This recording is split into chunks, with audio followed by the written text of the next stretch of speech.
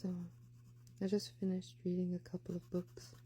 One of them was an audio book, and then the other was like a regular paperback copy.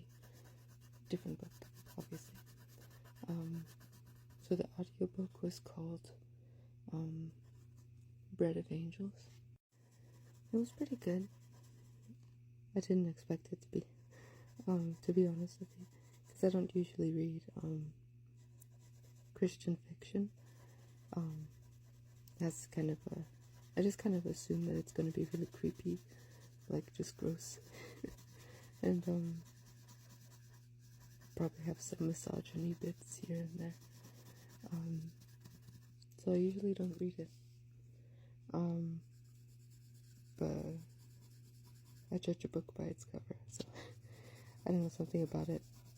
I just felt like reading it just to try it. I don't want to say like I definitely don't like things, because like it's always going to be bad. It's always going to be that sort of story, and I'll at least give it a try. And I regret nothing, actually. Yeah. Let me get some tea.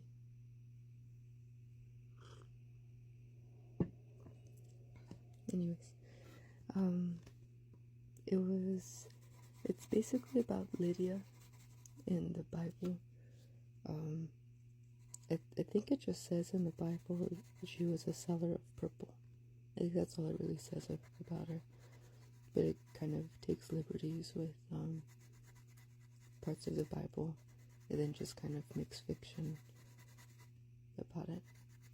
It was really interesting.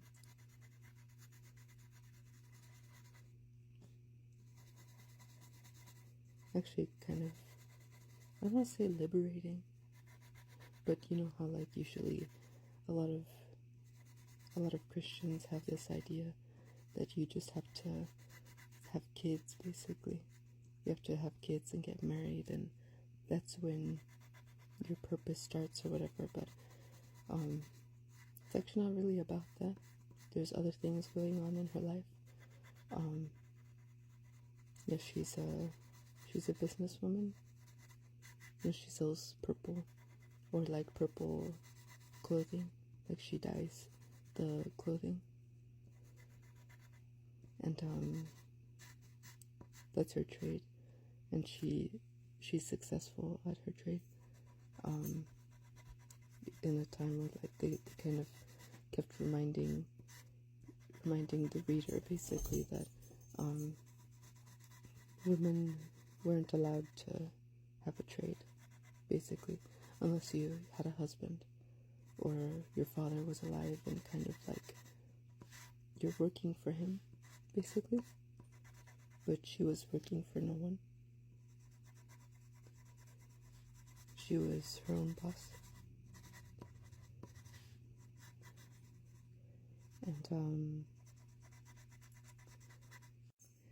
And she has a lot of anxiety in the book, but it's not like medical anxiety, if that makes any sense. It's more like she just has a temperament to be worried about things very easily, afraid of failure and imperfection.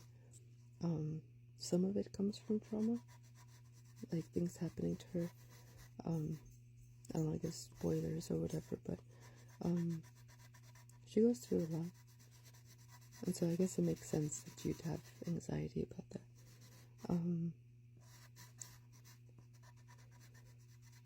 But that's sort of her trope.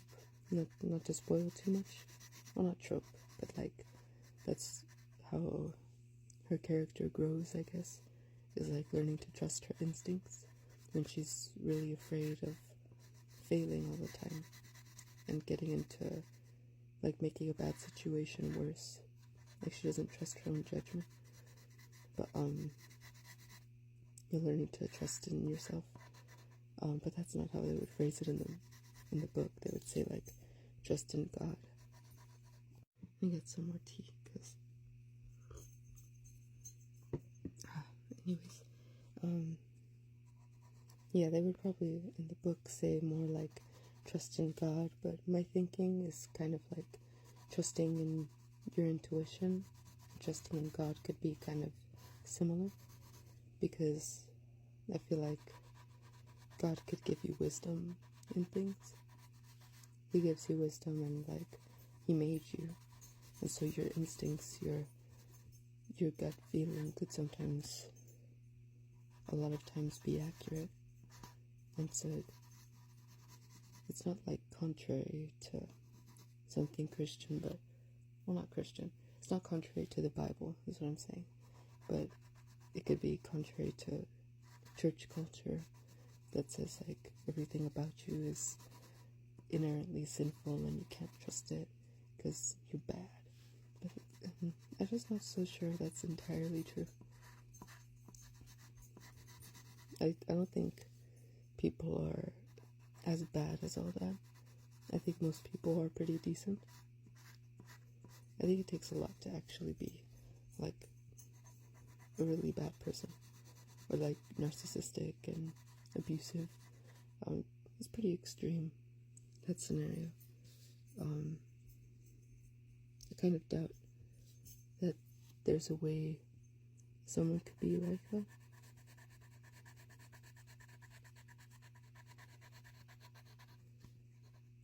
I mean, in general, like, you could, like, people could be like that, but that's not the most common thing, if that makes any sense.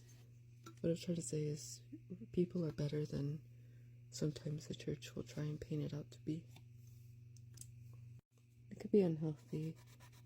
It is unhealthy to just really think the worst of yourself and everyone around you, that we're all just like horrible sinners.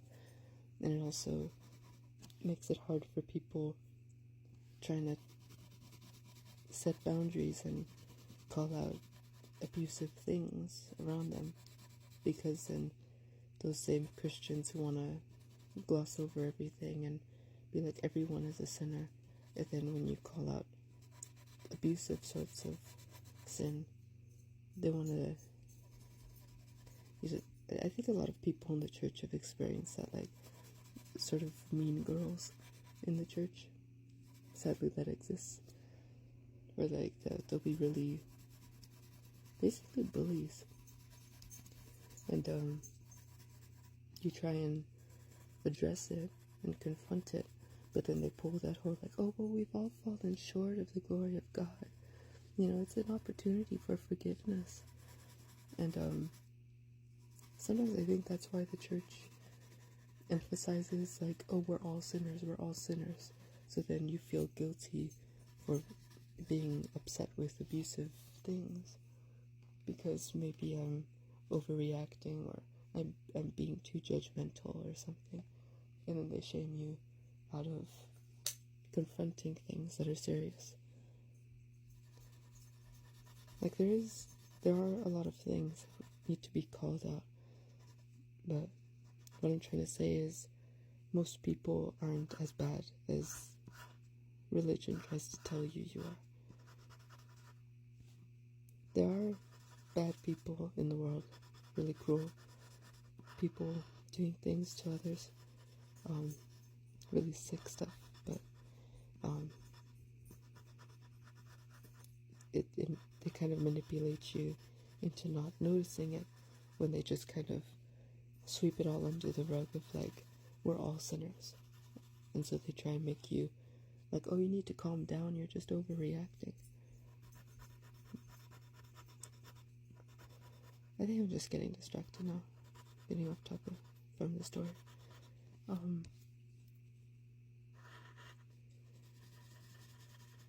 What was I talking about?